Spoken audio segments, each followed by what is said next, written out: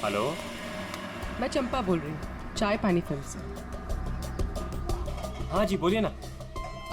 आपकी एक्टिंग के इतने चर्चे सुने और आपका नंबर मुझे इतनी मुश्किल से मिला है। बस हमने डिसाइड कर लिया है, हम आपको अपनी अगली फिल्म में लॉन्च करेंगे। लॉन्च करेंगे मुझे? मतलब आखिर आपने मेरा टैलेंट पहचान ही लिया। हाँ, एक दो दिन में शूटिंग शुरू हो जाएगी। बस एक प्रॉब्लम है, आपकी बड़ी बहन के कैरेक्टर के लिए कोई अच्छी एक्ट्रेस मिल नहीं रही। बस वो कंफर्म हो जाए तो हम शूटिंग शुरू कर देंगे। अच्छा बड़ी, अरे है ना, बड़ी बहन है। मैं आपकी प्रॉब्लम सॉल्व करता हूँ। अरे वाह, आपने तो मेरी टेंशन ही खत्म कर दी। आप अपनी गली के बाहर आ जाइए, मैं गली नंबर 7 पे खड़ी हूँ। अरे तेरी, अरे मौसी बाहर निकलो। क्या है? अरे बाहर निकलो। क्या हुआ? अरे अपनी किस्मत खुल गई, रोल मिला है अपने को। रोल? हाँ। कौन दे रहा है? कहाँ? अरे बाहर खड़े हैं ना गली के, तुम चलो मेरे साथ। चलो चल, चल, चल। चलो चलो।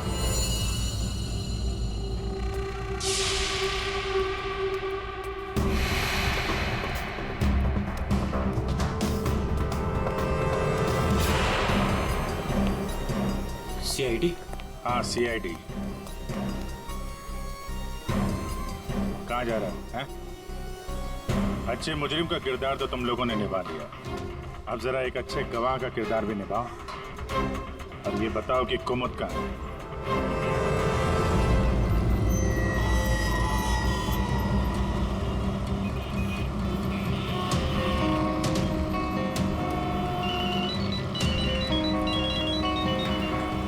अरे तुम यहाँ, मैंने ध्यान ही नहीं दिया। तुमने क्यों कॉल किया मुझे? सब जानते हो फिर भी। अब मैं क्या करता?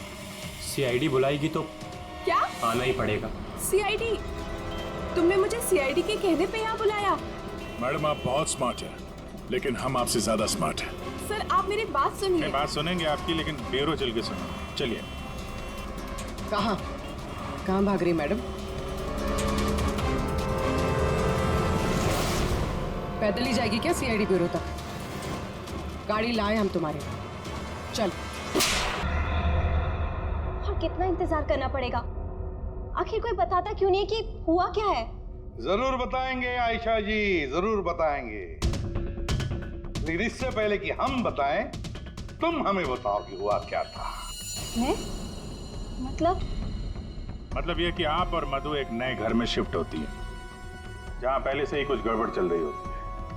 ऐसे में आप मधु को उस घर में छोड़कर अपने किसी कजिन के घर चली जाती हैं, और तो और अपना मोबाइल फोन भी वहां रख के जाती है, ताकि मधु तुमसे तो मदद न मांगे। अजीब है ना? सर, मधु मेरी बहन जैसी थी। उसके साथ कुछ गलत करने के बारे में मैं सोच भी नहीं सकती हूँ। अच्छा, बहन जैसी थी? बहन तो नहीं थी ना? हाँ? अभी इस पूरे इन्वेस्टिगेशन में किसी ने तुम पर एक बार भी शक नहीं किया, क्यों? जो भी पूछा उसके बारे में तुम्हें कुछ पता ही नहीं। और जब मधु का खून हुआ उससे ठीक पहले तुम्हारा मोबाइल फोन स्विच ऑफ। कोई तुम पर शक क्यों करेगा? सर आप मुझ पर गलत इल्जाम लगा रहे हैं सर। मैं तो आयशा और मधु से सिर्फ 4 दिन पहले मिला था। मैं ऐसा क्यों करूंगा सर? और सर मेरा फोन पानी में गिर गया था, इसके लिए वो स्विच ऑफ है। हाँ, पानी में गिर गया था, उसी झील के पानी में जहां से करण की डेड बॉडी मिली थी। सर ये सारा प्लान तो विनय और अमोला ने सेट किया था। पैसों की लालच में ये दोनों इतना गिर गए, इन्होंने अपने हाथ खून से रंग दिए, मधु को दीवार में चुनवा दिया। और सर अभी भी यही आलाप राग रहे हैं कि हमने कुछ नहीं किया। सच में हमने कुछ नहीं किया है। ये लो, फिर वही राग। हाँ? फंस गए थे हम। आपको हाँ कहते तो भी फंसते, और ना कहते तो भी फंसते। एक्टिंग करने हमें नहीं मालूम था इतना कुछ हो जाएगा। तो आप लोगों के हिसाब से मधु और करण का खून हम लोगों ने किया है? उन दोनों का खून तुम लोगों ने नहीं किया है, उन दोनों का खून किया है हैमरमैन ने। और वो हैमर हमारे पास है।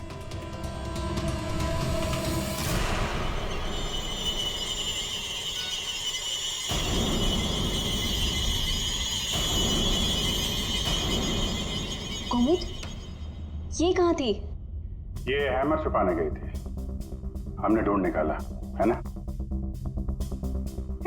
I'm sorry रोहित, मुझे माफ कर दो। तुमने मुझसे वादा किया था कि तुम मेरा नाम नहीं लोगे, मैं तुम्हें छोड़ूंगा।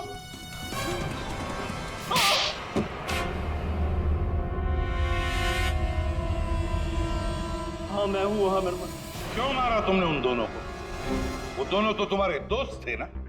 कोई दोस्त नहीं, कोई प्यार नहीं, वो दोनों धोखेबाज थे। मधु 5 साल से मेरी गर्लफ्रेंड थी और 5 मिनट में उसने मुझे लात मार दी उसका रंग के लिए। जानते हैं क्यों? क्योंकि उसके पास पैसा था और उसी समय। ओह माय गॉड यार, ये जगह कितनी सुंदर है। वाओ, कितनी अच्छी जगह है ये।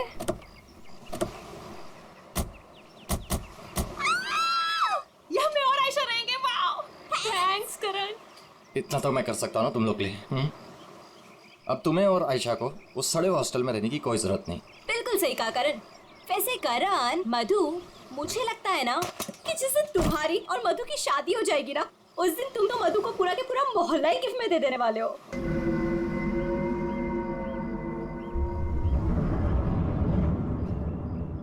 लगता है सामने वाले घर में कोई रहता है।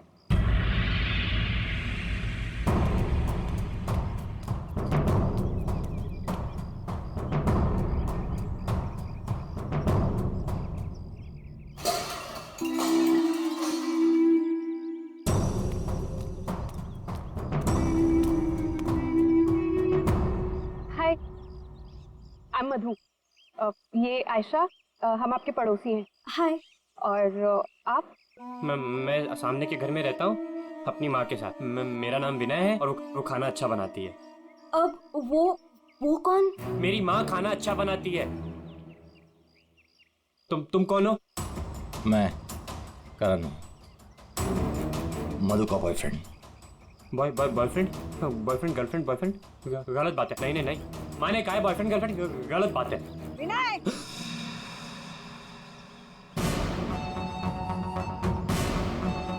घर में चलो। कितनी बार मना किया है कि अजनबियों से मत बात किया करो। आ रहा हूँ ना। देखो वो मेरी माँ है, उनको नमस्ते करो। अरे नमस्ते करो उनको।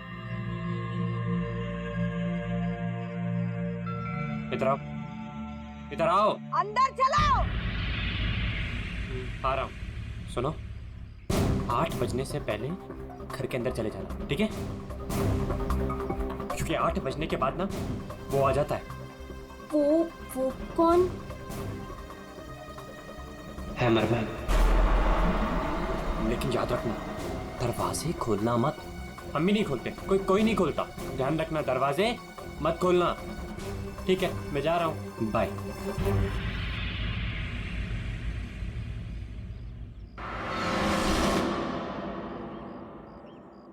दिमाग खराब है इसका यार। इसकी माँ से बांध कर क्यों नहीं रखती है? क्योंकि उसकी माँ भी तो उसकी तरह अजीब ही है एक्चुअली। चलो सामान रखते हैं। यू आर ऑलराइट ना? या, आई एम फाइन।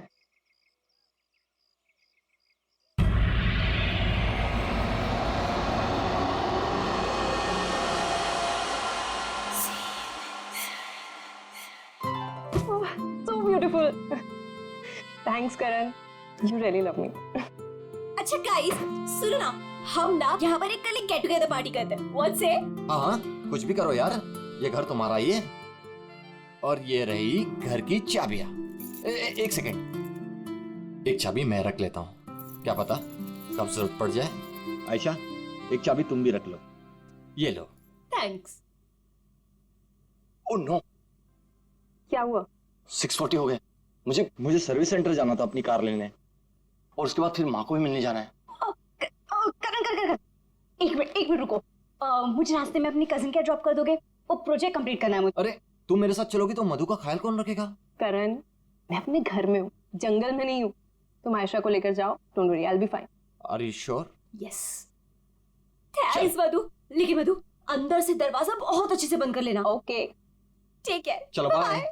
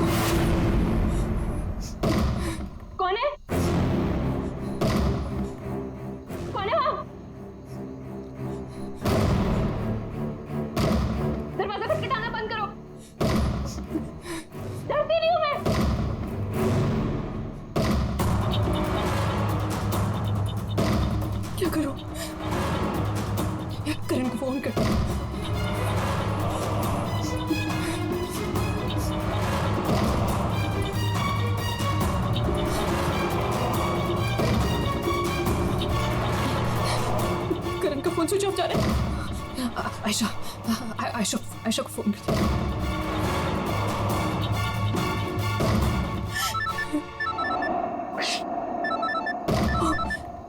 अब क्या करूं? अंधेरा करती हूँ।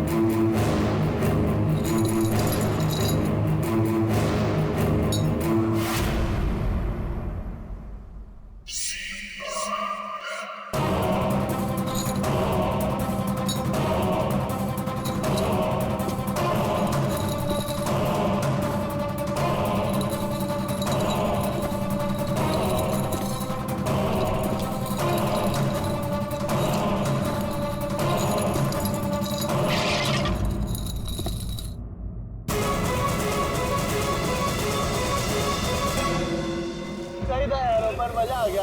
कल रात को तो क्या मस्ती मारी यार। अरे पूछो मत यार, मजा आ गया था बहुत। बस बस बस रोक दो यार। Thank you. अरे मधु ना आज मेरी जान ही ले लेने वाली है। एक तो मैं अपना फोन भूल गई, रात को घर भी नहीं आई। लगता है आज तो वो मुझे ना पक्का इस घर से निकाल ही देने वाली है। अरे अगर वो तुझे घर से निकाल देगी तो हम तुझे घर के अंदर फिर से डाल देंगे। क्यों अभी?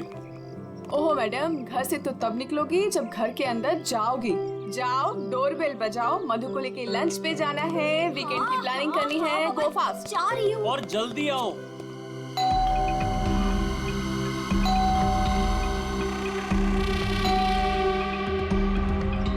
लगता है ना मैडम अभी तक सो रही है, दरवाजा ही नहीं खोल रही है। आयशा, तेरे पास इस घर की एक्स्ट्रा चाबी है ना? हाँ है। तो उस चाबी का क्या अचार डालेगी? जब चाबी है तो गेट खोलना, डोरबेल क्यों बजा रही है? हाँ मैं भी ना खोल। पागल हूँ।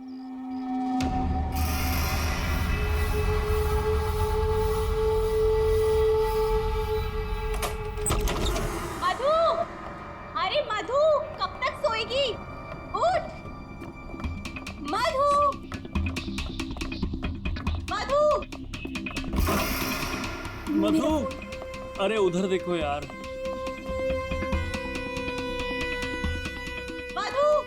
मधु बाथरूम में भी नहीं है। अरे वो तो बाहर भी नहीं है यार। यार ये मधु कहाँ चली गई है? मुझे बहुत टेंशन हो रही है। वो ठीक तो होगी ना? मधु, मधु, मधु, मधु।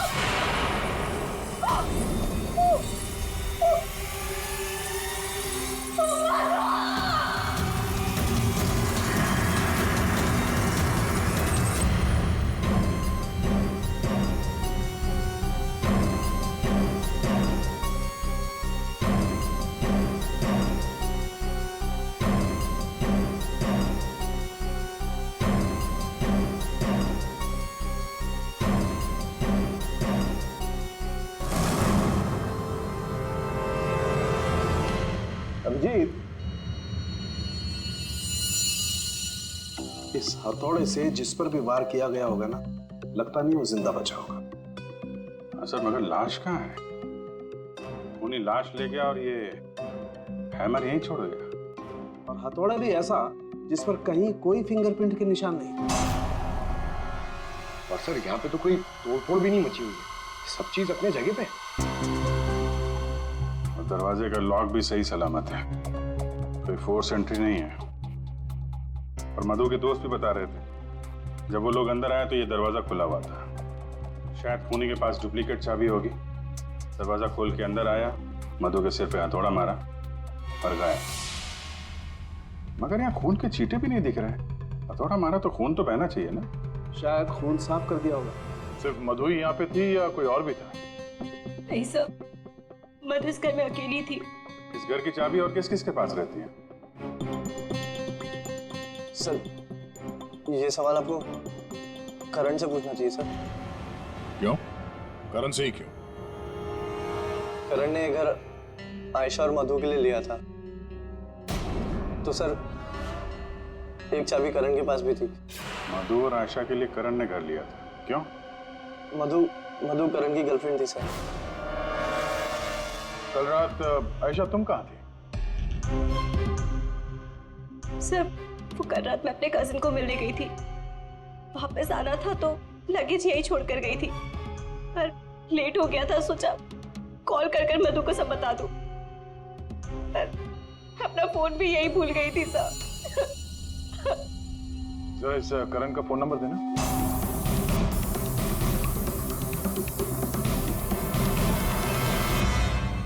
Sir of.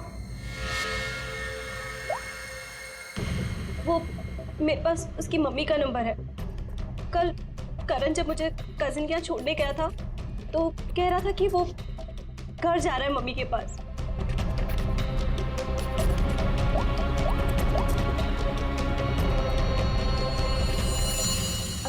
हेलो आंटी, करण है? कल रात को आया था क्या वो?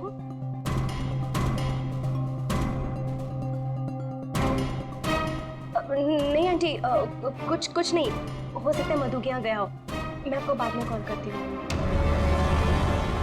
तो करण कल रात अपने घर भी नहीं पहुंचा और यहाँ भी नहीं आया। सर मुझे आपको एक बात बतानी थी। वो हमारे नेबर्स जो है ना, उन्होंने कहा था कि यहाँ पर एक हैमर मैन आता है रात को। तो कहीं उसने तो कुछ नहीं कर दिया? Hammer man? किसने बताया तुम्हें? ये कौन है? विनय बेटा, कोई आ रहा है? हाँ माँ, कोई याद हो रहा है।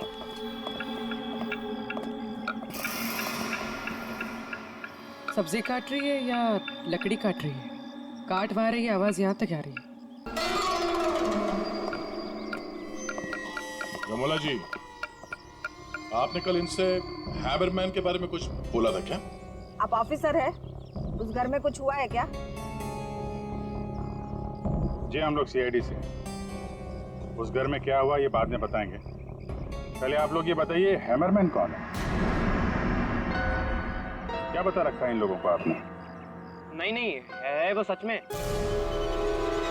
रोज शाम को आता है और हैमर से दरवाजे और खिड़कियों पे ठोकता है। आप देखिए ना, वो उधर निशान बने। कल भी आया था रात को 8:30 बजे। सामने के घर में ठोक रहा था। इसीलिए मैंने पूछा कि उस घर में कुछ हुआ है क्या? आपने हैमरमैन को देखा? देखा है। आपने हैमरमैन का चेहरा देखा? हाँ देखा है। कैसे दिखता है वो मास्क पहनता है। अच्छा, कल रात भी कुछ हुआ था? कुछ देखा है, सुना है आप लोगों ने? हाँ देखा था।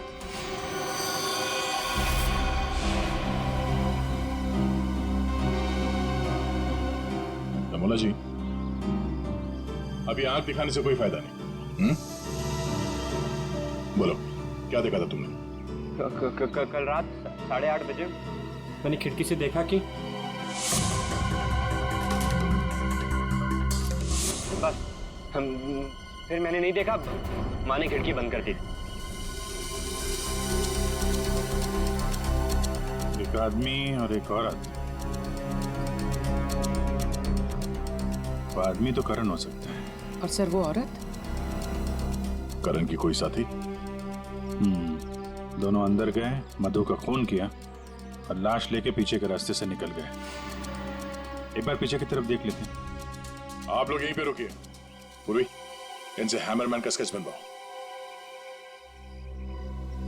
पीछे के दरवाजे से वही घुसेगा जिससे अपने पड़ोसियों की नजरों से बचना होगा। तो नहीं होगा जो मधु को लेकर निकल गए।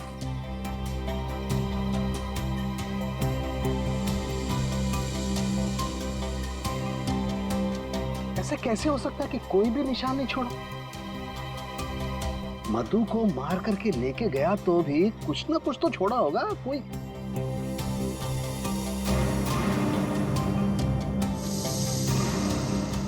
एक मिनट, ठीक है।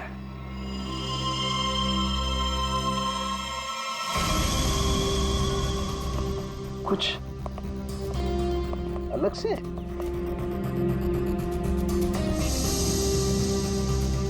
नी मिट्टी यहाँ पे?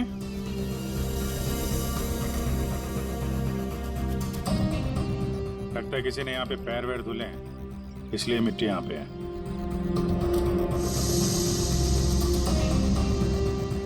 अभिजीत, ये मिट्टी में जो है ये बहुत खास है।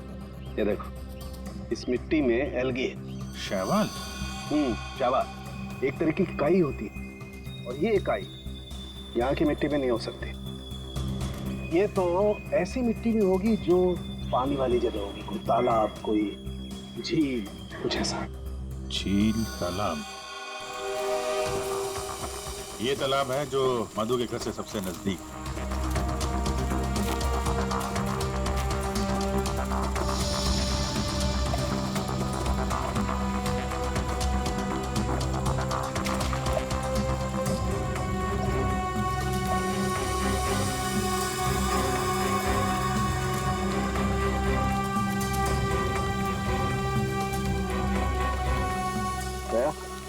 अभिजीत, ये देखो, यही कीचड़ वाली मिट्टी उस मधु के घर में, इसमें भी वही एल्गी है, वही काई। तब तो ये मिट्टी अपने आप तो नहीं आई होगी ना, कोई ले गया होगा यहाँ से। अरे यार पंकज, जो आदमी इस तालाब से मधु के घर गया होगा, उसके जूते के साथ चली गई मिट्टी। अब गया तो वही होगा जिसके पास मधु के घर की चाबी थी।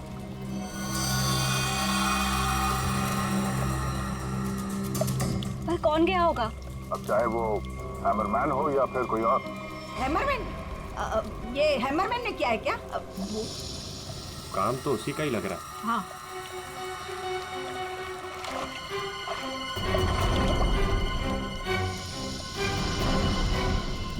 हाँ, वहाँ नीचे कुछ दिख रहा है।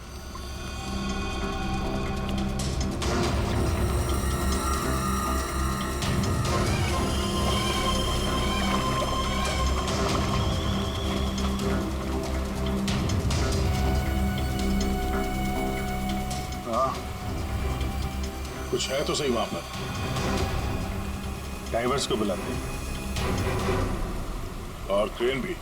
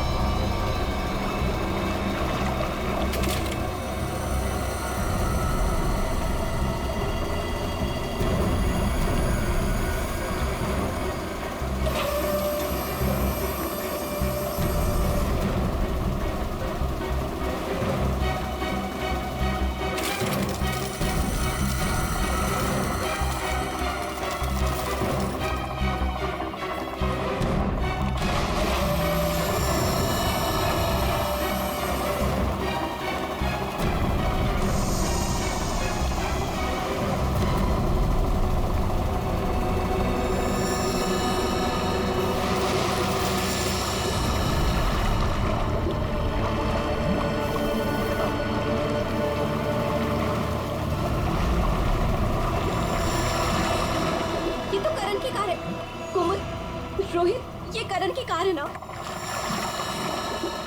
कोमल, रोहित, ये करण की कार है ना? पर करण अपनी कार इस तालाब में क्यों फेंकेगा? हो सकता है हैमरमैन लेकर आया हो। करण की कार का नंबर और इस कार का नंबर दोनों सेम है।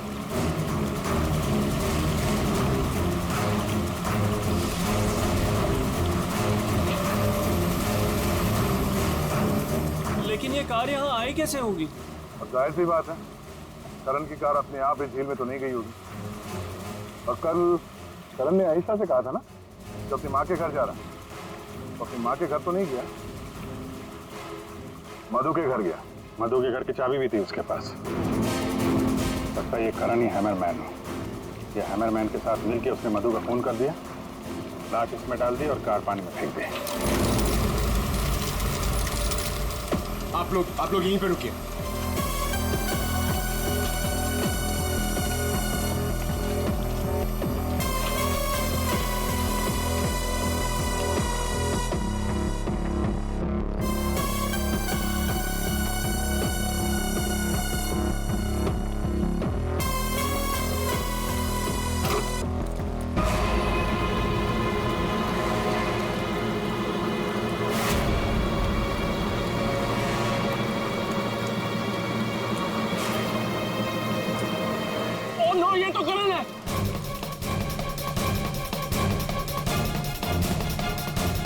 प्लीज प्लीज आगे मत जाइए।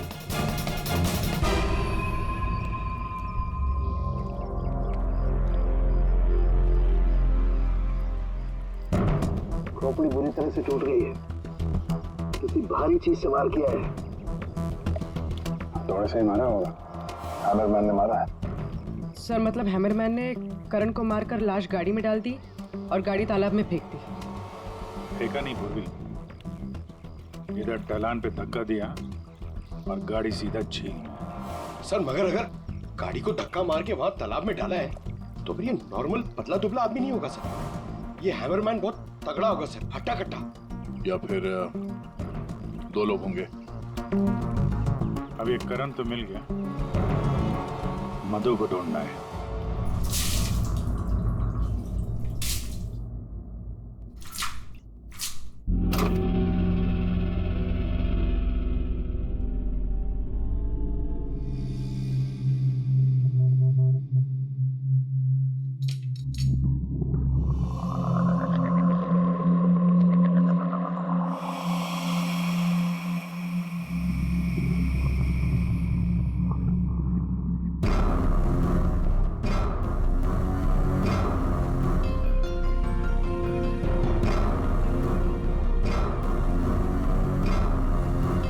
कपड़े का टुकड़ा,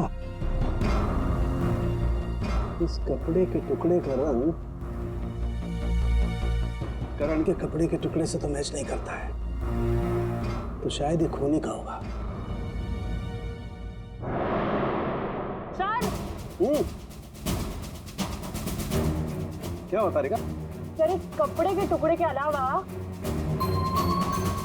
और भी ऐसा कुछ है जो हमें बहुत कुछ बता सकता है।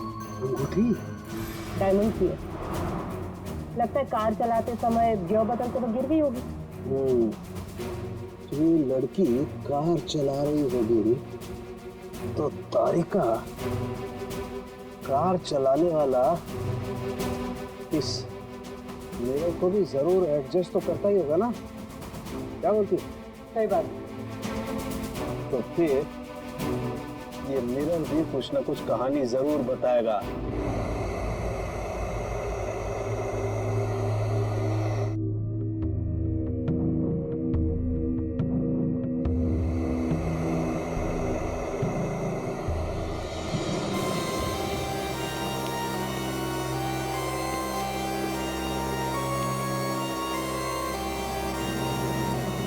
शीशे के बाल सुखा रहे हैं क्या? पूरा शीशा सुखा रहा हूं। जब ये सूख जाएगा ना बहुत कुछ बोलेगा, लेकिन फिलहाल ये करण ने और अंगूठी ने जो बोला है वो सुन लीजिए। इस हथौड़े पर जो खून लगा है ना, बस ये करण के खून से मैच होता है। मधु के घर में करण की ही हत्या हुई। और सर ये हीरे की अंगूठी मिली हमें उस गाड़ी में से, ड्राइवर सीट के नीचे पैरों के पास। ये अंगूठी? ये तो मधु की है। हाँ सर, हमने मधु के घर से उसके कुछ फोटोग्राफ्स लिए थे, उसमें मधु ने यही अंगूठी पहन रखी। इसका मतलब वो कार झील तक मधु चला कर लाई और इसीलिए वहां मोटी कार में गिर गई। तो क्या करण का खून मधु ने किया? नहीं दिया, मुझे नहीं लगता। ये चक्कर कुछ और ही है। अगर ये अंगूठी मधु रेगुलरली पहना करती थी तो इतने आसानी से उंगलियों से निकलेगी ही नहीं ना, वो गिरेगी ही कैसे? वो तो जरूर वहां पर जानबूझकर डाली गई थी ताकि सारा शक मधु पर जाए और हम मधु के आसपास ही घूमते रहे। और सर मधु का भी अभी तक कुछ अता पता है नहीं। लो भाई, इस शीशे ने भी मुंह खोल दिया है। ये देखिए, इस पर बहुत सारी उंगलियों के निशान हैं। मधु यहाँ पर है नहीं, वरना उसकी उंगलियों से मैच करके देखो। कोई बात नहीं सर, जब मधु मिल जाएगी तो मैच कर लेंगे। काम करते हैं, 7 बजे से लेकर 9 बजे तक ये करण कहाँ कहाँ था इसके डिटेल्स निकालते हैं। अपने आप सब कुछ पता चल जाएगा। तो करण का सेलफोन डेटा जो हमें मिला उससे ये पता चलता है कि करण और आयशा 6:44 पर मधु के घर से निकले थे और उसके बाद 7:15 पर करण ने आयशा को ए ब्लॉक पालिन चौक ब्लू पार्क पे ड्रॉप किया था और वहां से करण को जाना था अपनी माँ के घर बराली। लेकिन वहां ना जाकर ये वापस मुड़ता है और मधु के घर की तरफ आता है। और उसी रास्ते में 5 किलोमीटर तक जाने के बाद सर करीब 7:30 बजे जेसी मार्केट फुलवाड़ी में वो रुकता है और यहाँ पे एक और नंबर आके उससे मिलता है सर। और ये नंबर करण के साथ करीबन 10 मिनट तक रहता है और उसके बाद वो नंबर गायब हो जाता है। और वहां से करण मधु के घर पहुंचता है 8 बजे और 8:40 पर उसका फोन बंद हो जाता है। दूसरा नंबर किसका है जो करण से जेसी मार्केट में मिला था? सर रोहित का। रोहित, तुम करण का खून होने से पहले उससे मिले थे पूरे 10 मिनट के लिए, क्यों? सर मैं अपने दोस्त की मौत से बहुत ज्यादा डरा हुआ था सर, और मुझे समझ में ही नहीं आ रहा था कि मैं कैसे रिएक्ट करूं, क्या बोलूं। वो तो अचानक से उस दिन मैं उसे जेसी मार्केट में मिला, मैंने सडनली उसे वहां देखा। अरे करण, हे रोहित, कैसा है यार? कैसा है मेरा भाई? अरे तू यहाँ इस खिलौने की दुकान में क्या कर रहा है यार? तुझे यहाँ क्या जरूरत पड़ गई आने की? अरे बस ऐसे यार, किसी के लिए सरप्राइज ले रहा था और उसे सरप्राइज ही रहने दे। अच्छा सरप्राइज? चल यार, मुझे थोड़ी जल्दी है। कल मधु के इधर तो आ रहा है ना पार्टी में? हाँ कल आ रहा हूँ ना। लेकिन तू जा कहाँ रहा है? बस यार थोड़ा जल्दी में हूँ। अरे मैं तुझे छोड़ देता हूँ, चल मेरी कार पार्क है यहाँ। तू कल मिल मुझे। अच्छा चल, सी यू, बाय। और मेरे लिए तो ये सरप्राइज की बात थी सर, क्योंकि मैं उससे 2 महीने बाद मिल रहा था। ठीक है, तुम जा सकते हो, लेकिन जब तक इस केस की तहकीकात पूरी नहीं होती तुम ये शहर छोड़कर कहीं नहीं जाओगे। जाओ।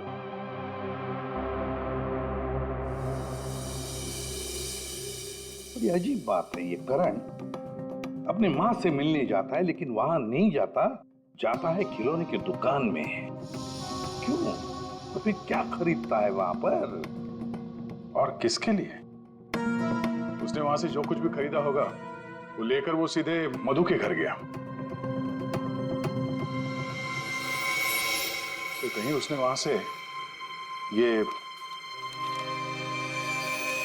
मास्क तो नहीं किया? और वहां से वो मधु के घर पहुंच गया जहां पे हैमरमैन उसका इंतजार कर रहा था, जिसने खून कर दिया उसका। अब ये तो कुमुद ही बता सकती है। कुमुद? सर आखिरी बार करण की बातचीत फोन पर कुमुद से हुई थी और विनय ने भी बताया था सर कि उस रात हैमरमैन के आने से पहले घर के बाहर उसने गाड़ी के हेडलाइट पे 2 लोगों को देखा था सर, एक लड़का और एक लड़की। और उस लड़की के हाथ में कुछ ऐसा था जो चमक रहा था।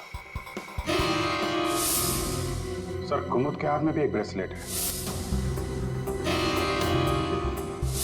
वही चमक रहा होगा। ये कुमुद और करण होंगे घर के बाहर।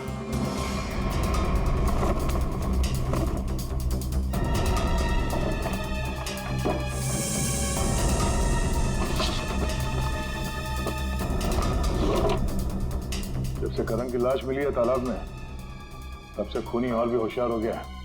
सर लगता है ये टीम बहुत छोटी है सर, कुमुद, मधु और ये हैमरमैन। लेकिन ये हैमरमैन मिले तो सही, अभी तक तो सिर्फ उसका हैमर ही मिला है तो उसने हमारे लिए छोड़ा है। मैन तो गायब ही है।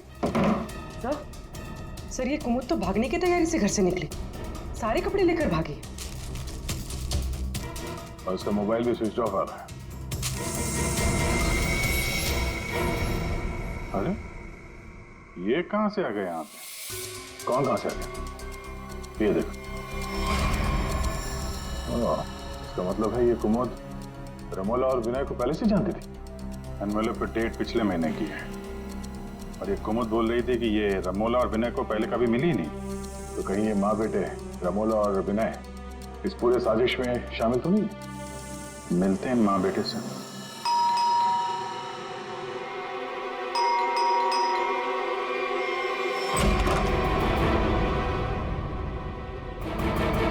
पूरे पंडित करिए तलाशी लो, देखो कोई है क्या अंदर।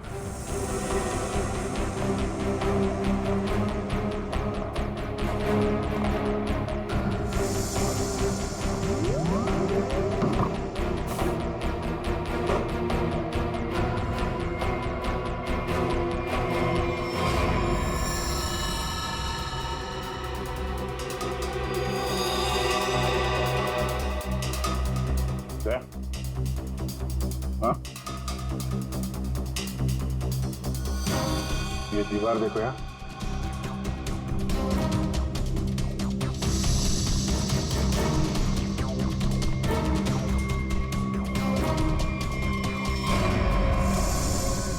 पेट अभी ताजा है।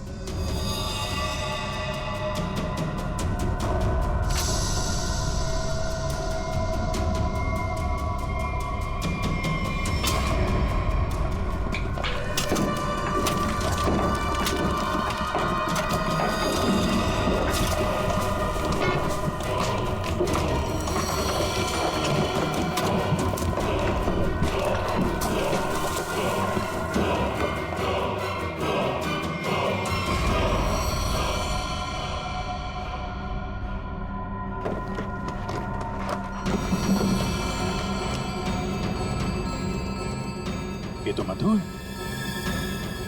मार के गाड़ दिया दीवार के अंदर, इसीलिए हमें ये कहीं मिल नहीं रही थी।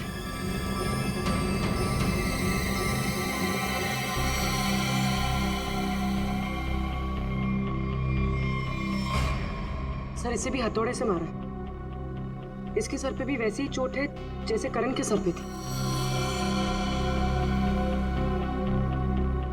यार ये जो कुछ भी हुआ है कल रात 8:30 बजे के बाद ही हुआ है। बारिश के दिनों में ये दीवार इतनी जल्दी सूख कैसे गई? इस दीवार के प्लास्टर को सुखाने के लिए कहीं से हीटर या इंडस्ट्रियल हीटर मंगाया होगा। सर अभी यहाँ पे रास्ते पे मोड़ पे मैंने एक वो जो इंडस्ट्रियल इक्विपमेंट भाड़े पे देते ना सर, उसकी दुकान देखी थी सर। जाके पता करो। वो नहीं है, बहुत चालाक, अच्छी प्लानिंग कर रखी थी।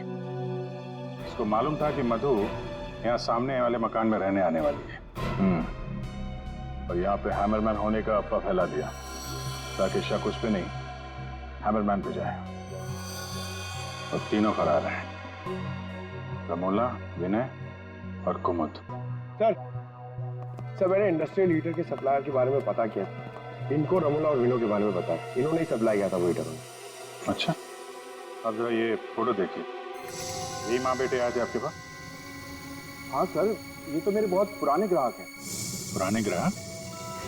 जी सर, वो मेरे पड़ोस वाली दुकान से नाटक का सामान लेते थे भाड़े पर। और सर ये कोई किराएदार नहीं है, ना ही माँ बेटे, एक नंबर के फ्रॉड हैं, फ्रॉड। अपने आपको एक्टर बताते हैं सर। आपको पता है ये दोनों कहाँ रहते हैं? मैंने डिसाइड किया कि मैं उससे बदला लूंगा, उन दोनों से। तुमने इसका साथ क्यों दिया? मैं रोहित से बहुत प्यार करती हूँ, मुझे उसका साथ देना पड़ा। तैयारी तो तगड़ी कर रखी थी तुमने। 3 महीने से प्लान कर रहा था मैं उन दोनों को एक दर्दनाक मौत मारने की। बस इंतजार कर रहा था। 3 महीने का इंतजार? किस चीज के लिए? सही वक्त का इंतजार। और वो सही वक्त तब आया जब मुझे करण ने मधु के लिए घर ढूंढने के लिए कहा, और उसे मैंने ये वाला घर दिला दिया। और उसके बगल वाला घर मैंने कुमुद के नाम से रेंट पर ले लिया। और वहां इन दोनों घोचुओं को रखा, इन बेवकूफों को। और हैमरमैन बनने का प्लान बनाया। बन गए हैमरमैन ताकि तुम पर कोई शक न करे। हाँ, मानना तो मैं करण को भी चाहता था, लेकिन उस रात नहीं। उस रात मैं सिर्फ मधु को मारने आया था। मैं हैमरमैन बनकर मधु के घर में घुस गया।